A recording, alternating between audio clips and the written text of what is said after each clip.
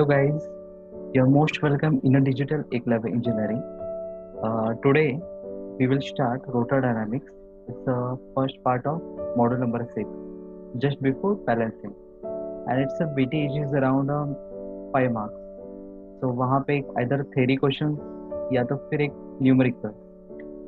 Numericals having two types, like a long shaft bearings and short length shaft. तो दो type के numericals हैं और एक डेरिवेशन है. तो लेट्स स्टार्ट. थ्योरी क्वेश्चन में क्या क्या आता था? एक्सप्लेन क्रिटिकल स्पीड और whirling speed and determine it, और define whirling of the speed and derivation for the critical speed without a damping. तो basically what you mean by critical speed, तो फिर whirling speed. Okay, the speed at which the shaft starts vibrating violently in a direction perpendicular to the axis of the shaft is known as whirling speed या तो फिर critical speed. Okay, so यहाँ पे word एक missing है, in a direction perpendicular to the is known as critical speed.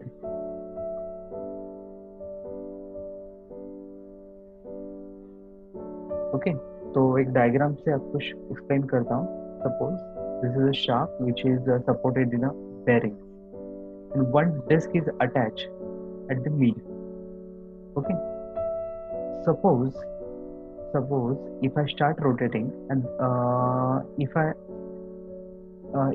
you may have seen this apparatus in your dorm lab, whirling of the shaft. तो जो shaft होता है वो motor के साथ कनेक्टेड होता है, and the motor is connected with the rotameter, dimmerstat. So you can control the RPMs of the shaft just like a fan switch. Okay, fan regulator.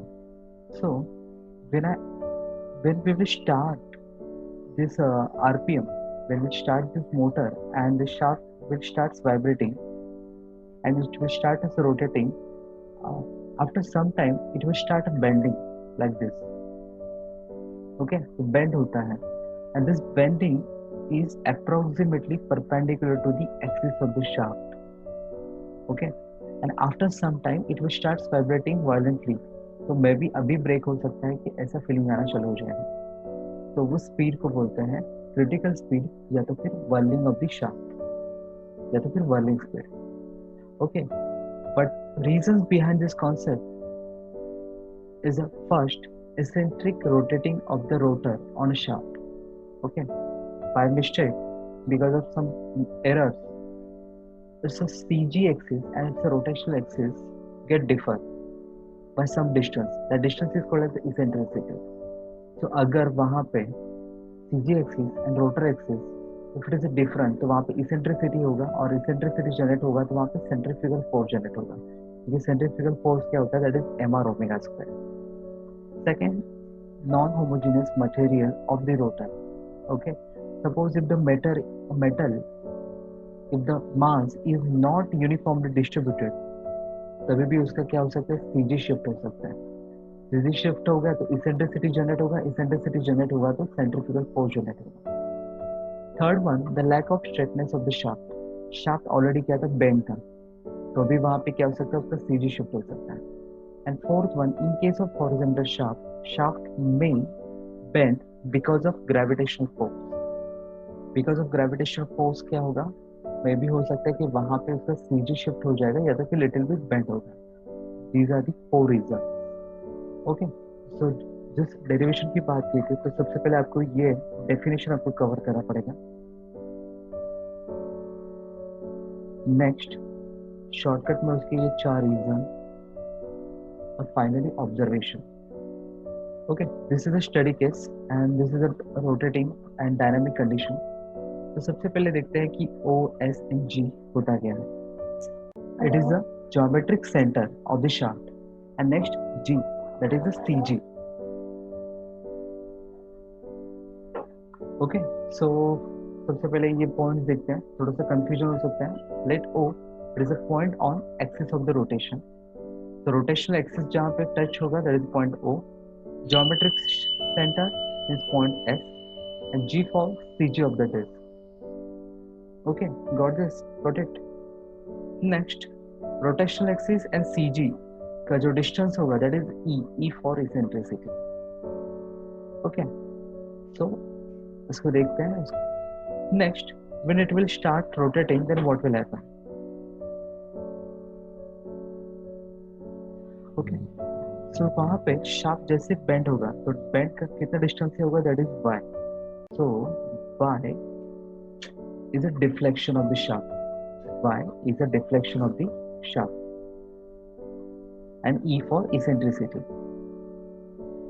So जैसे ही वो रोटेशन स्टार्ट करेगा तो वहां पे बिकॉज ऑफ इसेंट्रिसिटी वहां पे centrifugal force act करेगा, और सेंट्रीफ्यूगल फोर्स का फॉर्मूला क्या है, M R omega square. But R क्या इंडिकेट करता है, distance.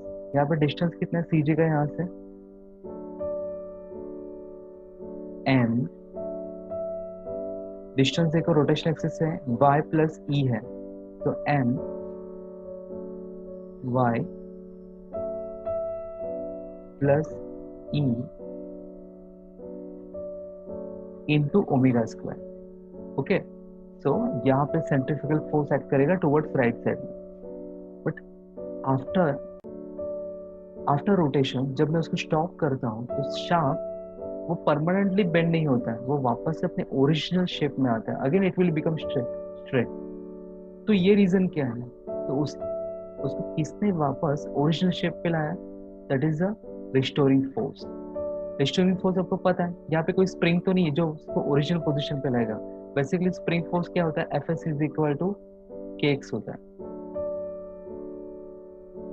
Okay, but here deflection is X है क्या, नहीं, एक्स नहीं है, वो क्या है, वाई है।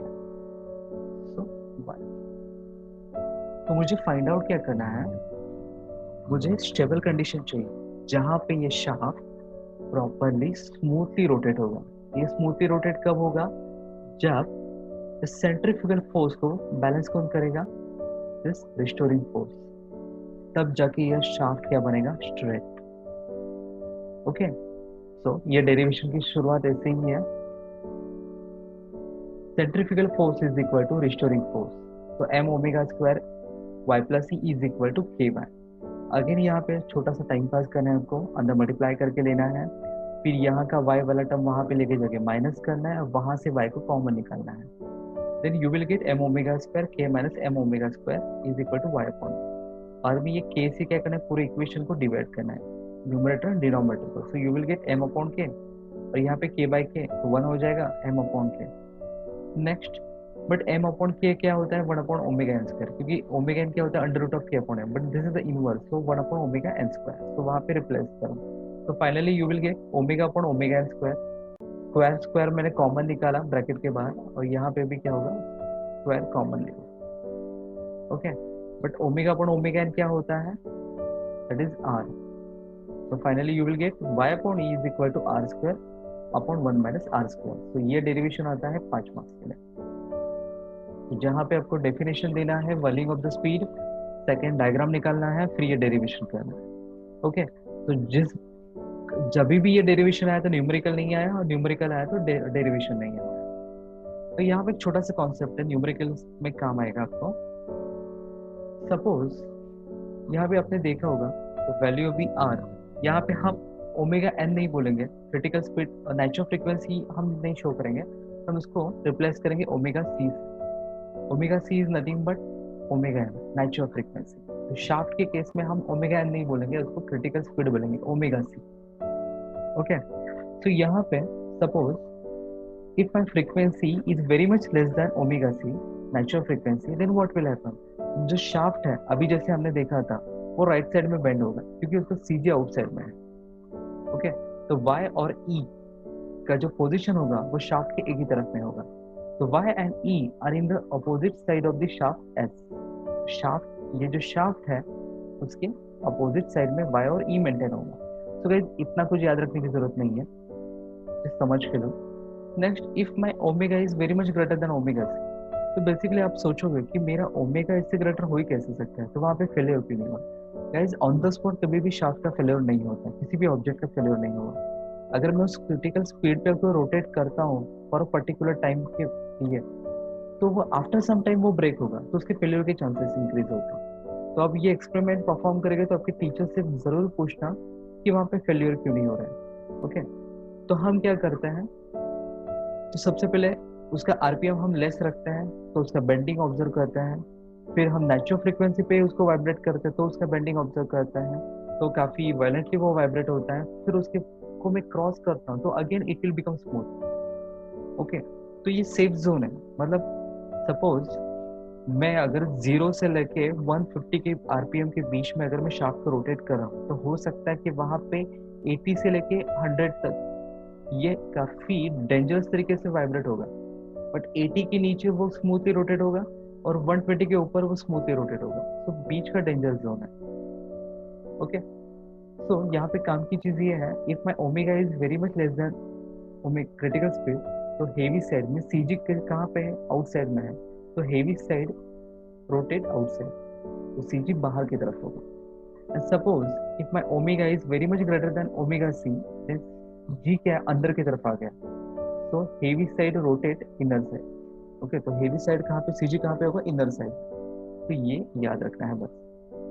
थर्ड कंडीशन है, if both frequencies, if both rpm are the same, omega is equal to omega c, then y क्या होगा, infinity, मीन्स वहां पे क्या होगा, failure of the shaft. Okay, I hope आपको ये समझा होगा। ओके, सो ये बेसिकली ये दो चीजें हमारी काम की है न्यूमेरिकल्स।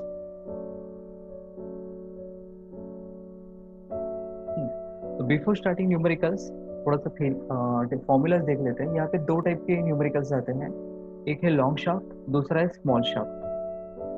लॉन्ग शाफ्ट कैसे आइडेंटिफाई कैसे होगा, वो मेंशन नहीं करेंगे, तो मेंशन कहाँ से होगा, तो यहाँ से होगा।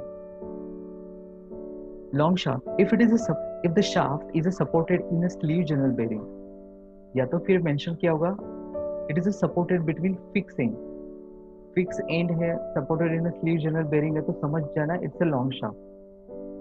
अगर if it is a shaft, if the shaft is supported between short bearing, या तो फिर सिंपली सपोर्टेड, तो समझ जाना स्मॉल शाफ्ट। तो ये आपके लिए हिंट है कि टाइप नंबर 1 है कि टाइप नंबर 2 है, और फॉर्मूला ऑलमोस्ट सेम है। अभी हमने एक फॉर्मूला देखा है, ये फॉर्मूला कॉमन है दोनों भी केसेस में, y upon E is equal to R square upon 1 minus R square. तो इसका यूज कहाँ पे होगा, तो इसका यूज होगा ओमेगा सी फाइंड आउट करने के लिए। For this case R is equal to क्या यहाँ पे आएगा, ओमेगा अपॉन ओमेगा सी। तो आपको ये फाइंड आउट करने के लिए इस फॉर्मूले का यूज होगा, अदरवाइज ये फॉर्मूला यहाँ पे यूज नहीं। ओके, बट ये हुआ, यहाँ पे दो कंडीशन है again, static and dynamic. Static and dynamic, अगर आपको नेचुरल फ्रीक्वेंसी का फॉर्मूला याद होगा, तो नेचुरल फ्रीक्वेंसी का फॉर्मूला एक था under root of K upon M, और दूसरा था under root of G upon static deflection delta. तो ये डेल्टा कहाँ से आएगा, स्टैटिक डिफ्लेक्शन, तो यहाँ से आएगा। Delta is equal to W L cube upon 192 E R. तो प्लीज इसको डब्ल्यू मत बोलना, इसको वेट बोलो, वेट एम जी, क्योंकि स्टैटिक कंडीशन में एक ही फोर्स एक्ट होता है, दैट इज अ वेट। तो weight L cube upon 192 E R. Okay, तो यहाँ से डब्ल्यू मिलेगा, वहां पे पुट करना है, then you will get omega, नहीं बोलेंगे उसको, ओमेगा सी बोलेंगे। Note it. तो ऐसे यूज होता है। वही अगर फॉर्मूला में डायनामिक कंडीशन में यूज करूं, तो मैं उसको डब्ल्यू डी बोलूंगा, D for dynamic, dynamic load. Same formula है, यहाँ पे डब्ल्यू था, यहाँ पे डब्ल्यू डी है, बाकी सिर्फ सेम है। एल क्यूब 192 है, 192 है। ओके, तो वो कहाँ से आएगा वो बाद में देखते हैं, फिलहाल ये समझ में आ गया। अगर वही बात करते हैं स्मॉल शाफ्ट की, तो यहाँ पे डेल्टा का फॉर्मूला होता W L cube, weight L cube 48 ईयर, यहाँ पे था 192 ईयर, यहाँ पे 48 ईयर, ये छोटा सा चेंज है। वही अगर डायनामिक की बात करें, तो again W D L cube upon 48 year. तो यहाँ पे 192 लॉन्ग के लिए, स्मॉल के लिए 48 ईयर। तो इसका यूज कहाँ पे होगा, W C find out. Okay, और क्रिटिकल स्पीड का formula omega N is nothing but omega C under root of G upon delta. Next, जैसे कि हमें देख रहे थे यहाँ पे डब्ल्यू डी चाहिए, तो डब्ल्यू डी कहाँ से आएगा, तो यहाँ से आएगा। ओके, तो आपको न्यूमेरिकल में सिग्मा भी गिवन रहेगा। स्ट्रेस, तो समटाइम्स वो बेंडिंग स्ट्रेस बोलेंगे, समटाइम्स आपको टेंसाइल स्ट्रेस बोलेंगे, बस समझ जाना है आपको सिग्मा भी गिवन है। तो लॉन्ग शाफ्ट के लिए फॉर्मूला यह है, और स्मॉल शाफ्ट के लिए फॉर्मूला यह है। फॉर लॉन्ग शाफ्ट आपको यूज करना है sigma B is equal to 4 WDL upon pi D cube. ये तो रट्टा ही मानना है आपको। सिग्मा बी आपको गिवन रहेगा, एल आपको गिवन रहेगा, एल आपको गिवन रहेगा, आपको WD निकालना है, वो वहां पे पुट करना है। स्मॉल शाफ्ट के लिए क्या है, यहाँ पे 4 था, तो शॉर्ट शाफ्ट के लिए आपको यहाँ पे 8 WDL upon pi D cube use करना है। ओके, तो इसको सीक्वेंस वाइज न्यूमेरिकल्स में हम देखेंगे। तो y क्या होता है, स्टेडी स्टेट एम्पलीट्यूड और या तो फिर deflection of the shaft. Sometimes numerical में पूछते हैं बेयरिंग रिएक्शन, बेयरिंग रिएक्शन। तो बेयरिंग रिएक्शन कैसे आता है, तो यहाँ पे हो सकता है कि आपका शाफ्ट जो है वर्टिकल हो, या हो सकता है कि वो हॉरिजॉन्टल हो। अगर वर्टिकल होगा देन व्हाट विल हैपन, तो generally restoring force ky, suppose bending हो रहा है राइट साइड में, तो ky कहाँ पे एक्ट करेगा, लेफ्ट साइड में। ओके, लेफ्ट साइड में एक्ट करेगा, और उसको बैलेंस करने का काम कौन करेगा, बेयरिंग रिएक्शन आरबी। तो क्या है से RB is equal to ky by 2, क्योंकि ky यहाँ पे इक्वली डिस्ट्रीब्यूट होगा हाफ हाफ में, तो RB is equal to ky by 2। Okay, but यहाँ पे कोई स्प्रिंग नहीं है, तो आपको k मिलेगा। तो आपको क्या यूज करना है, वही फर्स्ट चैप्टर का formula mg is equal to k delta. Okay, तो k क्या रहेगा, mg अपॉन डेल्टा। अदरवाइज ढूंढते बैठेगा कि मुझे तो स्प्रिंग का स्टिफनेस k दिया ही नहीं है, यहाँ पे बात हो रही है शाफ्ट की, ना कि स्प्रिंग की। सबको ये रिलेशन यूज करना है, आपको k निकालना है, k यहाँ पे यूज करो, आरबी निकालो। Got it. नेक्स्ट, अगर बात होती है हॉरिजॉन्टल की, तो हॉरिजॉन्टल में दो सिचुएशन होती है। इधर आपका शाफ्ट अपवर्ड साइड में क्या होगा, बेंड होगा, या तो फिर आपका शाफ्ट लोअर साइड में बेंड होगा। ओके, सो अगर अपवर्ड साइड में बेंड होगा तो ky तो ऑफकोर्स डाउनवर्ड में यहाँ पे एक्ट होगा, और mg तो डाउनवर्ड में होता ही है। तो यहाँ पे आपका आरबी क्या आएगा, ky plus mg divide by 2, तो दोनों का हाफ आएगा।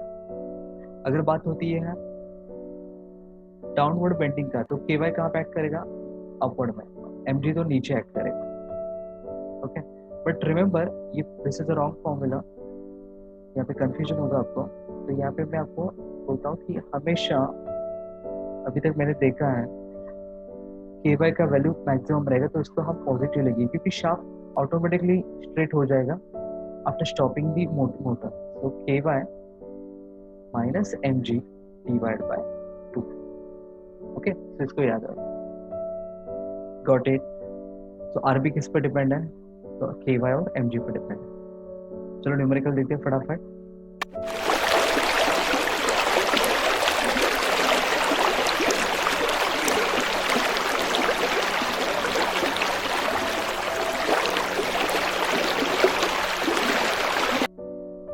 दो ही टाइप के न्यूमेरिकल्स हैं। A vertical shaft of 12 mm diameter, shaft का डायमीटर दिया है, rotates in a sleeve journal bearing. देखो शाफ्ट और बेयरिंग आ गया तो समझ जाना है रोटर डायनामिक्स मेरा चैप्टर आ गया। Diameter of the shaft given है, rotates in a sleeve journal bearing. Sleeve journal bearing means long shaft. Okay, disc of mass is 15 kg। Disc का मास दिया हुआ है 15 kg। It is mounted on a shaft at a mid span. Distance between two bearings is 0.5 metre. Distance between two bearings means क्या होता है, Distance between two bearings होता है length of the shaft, तो length दिया हुआ है। If the CG of the rotor is 0.8 mm from the axis of the shaft, CG of the rotor away from axis of the shaft means क्या दिया, eccentricity 0.8। Determine critical speed means omega c निकालना है, and the speed range in which the bending stress exceeds 125 Newton पर mm square. Sigma भी दिया है, आपको speed range find out करना है, और मॉड्यूलस ऑफ इलास्टिसिटी दिया है न्यूटन पर mm स्क्वायर। ओके, तो मुझे टाइप पता चल गया। टाइप नंबर 1 है लॉन्ग शाफ्ट का, डायमीटर दिया है, मास दिया हुआ है, लेंथ दिया है, एसेंट्रिसिटी दिया हुआ है, ये मॉड्यूलस ऑफ इलास्टिसिटी 2 × 10⁵ न्यूटन पर mm स्क्वायर बोला था, इंटू 10⁵ आपको क्या करना पड़ेगा, वेट mm स्क्वायर का कन्वर्जन मीटर स्क्वायर में करना है। तो मीटर का mm का मीटर में कैसे होता है 10⁻⁻3, बट स्क्वायर है तो 10⁻⁻6 होगा, और ये न्यूमरेटर में 10⁻⁻6 ऊपर जाएगा तो +6 होगा, तो 10⁻6। आपको क्या करना है, यहाँ पे मल्टीप्लाई करना है। तो यहाँ पे उसको एज इट इज यूज मत करना, वहाँ पे 10⁻6 यूज करना है आपको। तो 6 + 5 आपको क्या मिलेगा, 10⁻11। नेक्स्ट सिग्मा दिया हुआ है, उसका भी कन्वर्जन करके लो। ई दिया हुआ है, find NC and speed range. Okay, so मैंने बोल दिया टाइप लॉन्ग शाफ्ट है supported in sleeve journal bearing. मुझे क्रिटिकल स्पीड निकालना है। क्रिटिकल स्पीड का फॉर्मूला क्या, omega C is equal to under root of G upon delta. But G delta कहाँ से आएगा लॉन्ग शाफ्ट का? ओके, लॉन्ग शाफ्ट का डेल्टा क्या था स्टैटिक कंडीशन में? W L cube upon 192 E are. W L cube, W means weight, तो weight is nothing but M G. M G L cube 192 E R, but I क्या होता है, that is 5/64 D raise to 4। 5/64 D raise to 4। Okay, तो ये आपको सब कुछ वहाँ पे यूज करना है। Find out delta. डेल्टा जैसे ही मिलेगा ओमेगा सी में पुट करो और फिर ओमेगा सी निकालो। अभी ओमेगा सी को आप आरपीएम में भी कन्वर्ट कर सकते हैं 2 पाई एन सी अपॉन 60 करके, तो you will get N C. Next मुझे फाइंड आउट क्या करना है, वाई। वाई कहाँ से आएगा, डब्ल्यू डी एल क्यूब 192 है। ये तो हुआ स्टैटिक के लिए, अभी मुझे डायनामिक के लिए सॉल्व करना है। तो डायनामिक का फॉर्मूला है Y is equal to W D L cube 192 है। पर डब्ल्यू डी कहाँ से आएगा, तो मैंने बोला था आपको बेंडिंग स्ट्रेस से आएगा। और बेंडिंग स्ट्रेस का लॉन्ग शाफ्ट के लिए फॉर्मूला क्या था, 4 WDL upon pi D cube. तो यहाँ पे वो बेंडिंग स्ट्रेस आपको दिया हुआ है, तो 4 WDL upon pi D cube करो, तो फाइंड आउट करो डब्ल्यू डी, न्यूटन में आपको मिलेगा। फिर वो डब्ल्यू डी आपको पुट करना है वाई के फॉर्मूला में, डब्ल्यू डी एल क्यूब 192 है। फिर वाई मिलेगा, फिर वाई का फॉर्मूला अपना ये प्लस और minus E R square upon 1 minus R square. Okay, तो एक बार प्लस के लिए एक बार माइनस के लिए। अभी यहाँ पे ना आपको सही में बोलो कैलकुलेशन में काफ़ी समझदारी से करनी पड़ेगी, अदरवाइज यहाँ पे क्या होता है आर स्क्वायर है, तो हो सकता है समटाइम्स आर के यहाँ पे दो वैल्यूज क्रिएट हो गए, R1 R2, और यहाँ पे दो वैल्यूज हो गए, तो हो सकता है कि यहाँ पे चार वैल्यूज जनरेट हो सकते हैं। तो हमेशा याद रखना आर का वैल्यू आपको सिर्फ पॉजिटिव कंसिडर करना है, निगेटिव कंसिडर नहीं करना है। तो अभी आपके पास y का वैल्यू आपको पता है, इसेंट्रिसिटी आपको गिवन है, शिफ्ट सॉल्व करो, आर का वैल्यू फाइंड आउट करो। ओके, फिर आर क्या है, omega upon omega 1 upon omega C. Omega C तो आपको पता है, then you will get omega. फिर ओमेगा को यूज करो, n1 निकालो। ओके, सेम यहाँ पे भी एक नया आर मिला था, उसको मैंने यूज किया, तो मुझे ओमेगा 2 मिलेगा। ओमेगा 2 से मैं यूज करता तो मुझे n2 मिलेगा। तो उसको सीक्वेंस वाइज याद रखो। तो सबसे पहले हमने क्या किया, ओमेगा सी निकाला, सी निकाला बट बाय यूजिंग डेल्टा। फिर उसके बाद ओमेगा सी का मैंने कन्वर्जन किया एनसी में, स्पीड में। फिर सिग्मा बी को यूज करके मैंने डब्ल्यू डी निकाला, डब्ल्यू डी को मैंने वाई के फॉर्मूला में पुट किया। फिर वाई का जो आंसर आया मैंने मेन फॉर्मूला था Y upon E is equal to R square upon 1 minus R square, इसमें यूज किया। फिर मुझे आर का वैल्यूज मिला, फिर फ्रीक्वेंसी रेशियो को सॉल्व किया, फिर मुझे स्पीड रेंज मिला। तो यहाँ पे देखो n1 का वैल्यू कितना आता है 1045, और n2 का वैल्यू आपको मिलेगा 2702। तो यहाँ पे 1045 और 2702, इसका बीच का क्या होगा, ये डेंजर जोन होगा। इसके बीच का क्या होगा, डेंजर जोन। अगर आप मैं आरपीएम निकालता हूँ,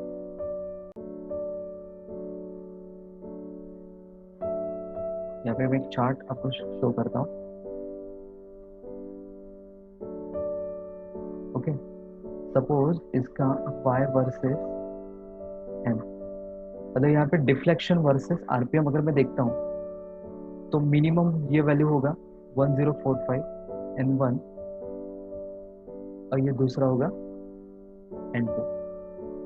तो अगर मुझे सेफ जोन चाहिए, तो मुझे आइदर n1 के नीचे उसको रोटेट करना है, या तो फिर n2 के नीचे आगे मुझे रोटेट करना है। बट इसके बीच में रोटेट नहीं होगा n1 और n2 के बीच में, क्योंकि यहाँ पे डिफ्लेक्शन कहाँ पे जा रहा है, इन्फिनिटी में। यहाँ पे डिफ्लेक्शन कहाँ पे जा रहा है, इन्फिनिटी में। सो सेफ जोन क्या होगा, लेस देन n1 या तो फिर greater than n2। Danger zone क्या है, between n1 and n2। I hope ये न्यूमेरिकल समझ में आया होगा। सेम न्यूमेरिकल अभी सॉरी अभी रिएक्शन निकालना है, बेंडिंग रिएक्शन बोला नहीं है, but this is extra part. तो यहाँ पे अगर वर्टिकल होता है, तो for this case vertical position के लिए आरबी कितना था, ky/2 था, तो ky/2। और हॉरिजॉन्टल के लिए क्या होता है, ये हमने दोनों केसेस देखे हुए हैं। तो फिलहाल यहाँ पे कोई भी सिचुएशन मेंशन नहीं है, हॉरिजॉन्टल है वर्टिकल है, नथिंग इज मेंशन। मैं काम करूंगा तीनों के लिए सॉल्व करूंगा, upward bending, lower bending and vertical के लिए। तो मुझे सबसे पहले फाइंड आउट करना है के, वो तो मुझे नहीं पता है, तो यहाँ पे ये फॉर्मूला भी आप यूज कर सकते हैं, या तो फिर M G is equal to K delta भी यूज कर सकते हैं। ओके, सो एम जी पता है, डेल्टा पता है इनिशियली, यू विल गेट के। तो के पता है, वाई पता है, टू पता है, एम पता है, जी पता है, तो आप तीनों भी सिचुएशन आप फाइंड आउट कर सकते हैं। ओके, तो इतना मेहनत किया है तो उसको प्रॉपरली सॉल्व करना और फाइनल आंसर करेक्ट निकालना। और रिएक्शन जो होता है is nothing but a force, उसका यूनिट क्या आएगा, न्यूटन में। और निगेटिव साइन इंडिकेट्स करता है, नॉर्मली हम वर्टिकल को पॉजिटिव लेते हैं, तो निगेटिव साइन क्या इंडिकेट कर रहा है, तो वहां पे आरबी कैसे सेट कर रहा है, downward. Okay, let's see next numerical. A rotor having a 5 kg mass, so small m दिया हुआ है 5 kg. The shaft midway between bearing vertical shaft having a diameter 20 mm. Okay, shaft का diameter कितना दिया है, 20 mm, and length दिया है 600 mm long. Held in a short bearing. So type number 2. The CG of the disc is a 0.5 mm away from the axis of the shaft. तो eccentricity दिया है. Allowable tensile stress.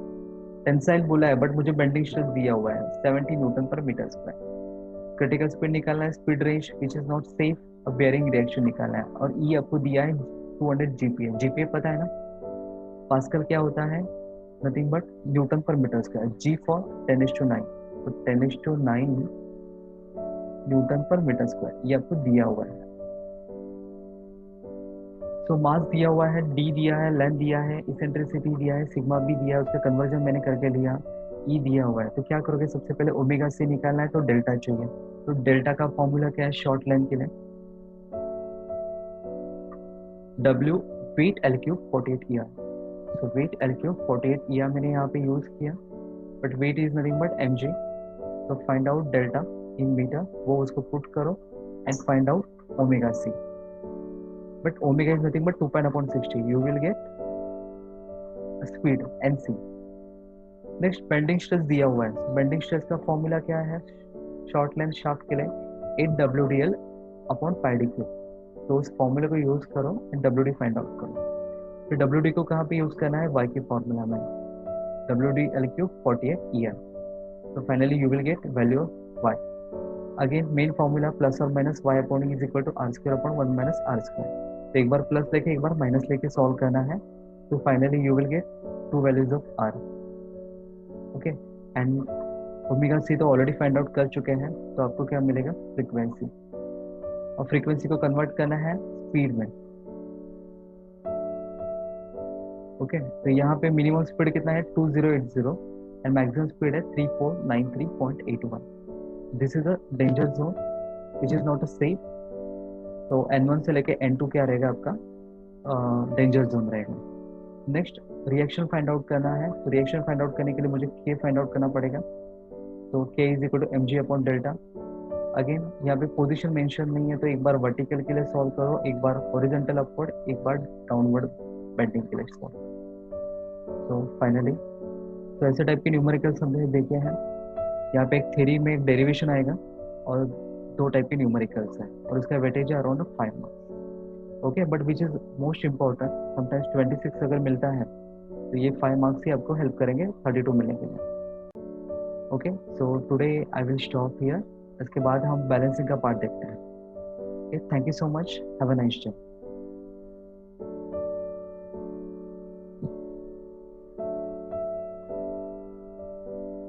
Guys I hope आज का ये video session आपको समझ में आया होगा।